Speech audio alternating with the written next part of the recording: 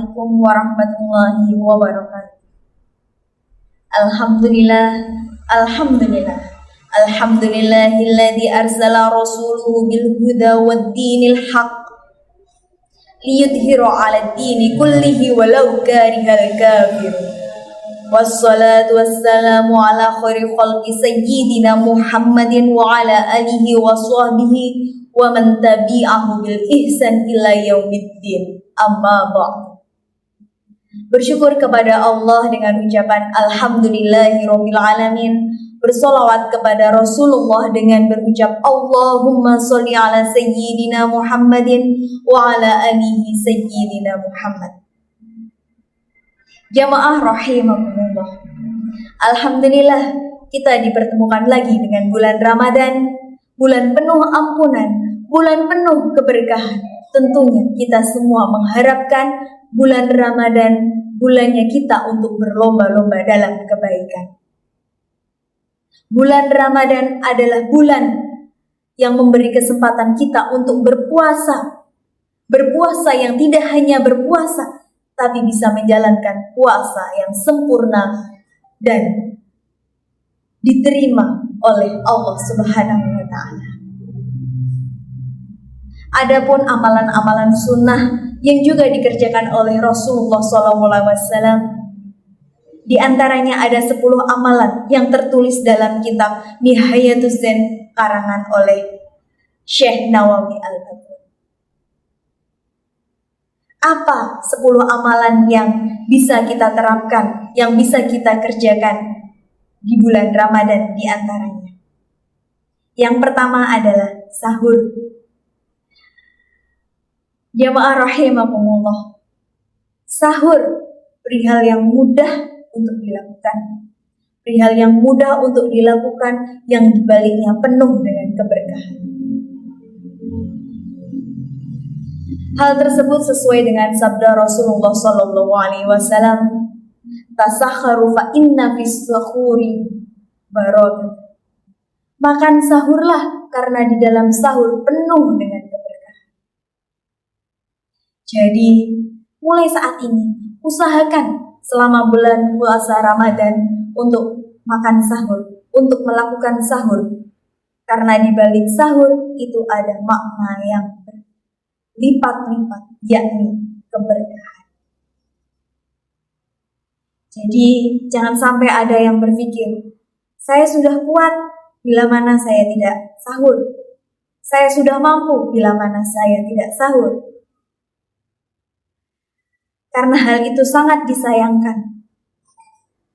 Karena kita secara tidak langsung akan melewatkan keberkahan yang ada di dalam sahur. Yang kedua, menyegerakan puasa. Menyegerakan untuk berbuka puasa. Begitu sudah mendengar azan maghrib berkumandang, janganlah untuk menunda-nunda waktu untuk berbuka puasa. Menyegerakanlah berbuka puasa. Bila mana ada kurma, alhamdulillah, itu sunahnya. Bila mana cukup ada air putih, alhamdulillah, karena sudah cukup untuk membatalkan puasa kita dan untuk menyegerakan berbuka puasa kita. Jamaah rahimakumullah. Yang ketiga adalah amalan sunnah yang paling mudah untuk kita lakukan, yakni berbuka dengan berdoa terlebih dahulu. Adapun doanya, Bismillahirrahmanirrahim. Allahumma laka sumtu wa bika amantu wa ala rizkika aftartu birahmatika ya arhamar rahimin. Itu adalah hal mudah yang bila mana kita biasakan juga mendatangkan keberkahan. Yang keempat, mandi besar sebelum sholat subuh. Wajib bagi wanita khususnya untuk melihat, untuk meng-cross-check, untuk mengamati apakah keadaan kita dalam keadaan suci atau dalam keadaan haid dan istihadah.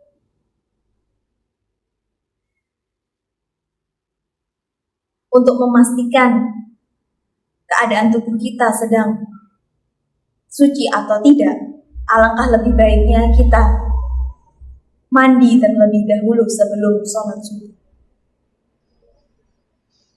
Selain mandi untuk sholat subuh karena mandi junub, wajib baginya untuk wanita untuk meng-cross-check keadaan tubuhnya sebelum sholat subuh, ditambahkan dengan mandi sebelum sholat subuh. Karena kesucian keadaan wanita, haid bersih atau tidaknya, itu juga salah satu keutamaan yang harus kita pastikan di saat kita melakukan puasa, apalagi puasa Ramadan. Jamaah rahimahumullah. Yang nomor 4, menjaga lisan. Menjaga lisan adalah hal yang paling mudah namun sulit untuk kita lakukan. Makanya ada salah satu hadis yang meskipun hadis itu dhaif, tapi bisa kita jadikan sebagai motivasi. Lebih baik tidur ketika kita berpuasa. Yang mana intinya secara tidak langsung, bila mana kita tidak mampu untuk menjaga lisan kita, lebih baik kita tidur. Bila mana kita tidak mampu menjaga lisan kita dari perkataan-perkataan yang buruk, perkataan-perkataan yang tercela, lebih baik kita tidur agar kita terhindar dari hal-hal yang serupa.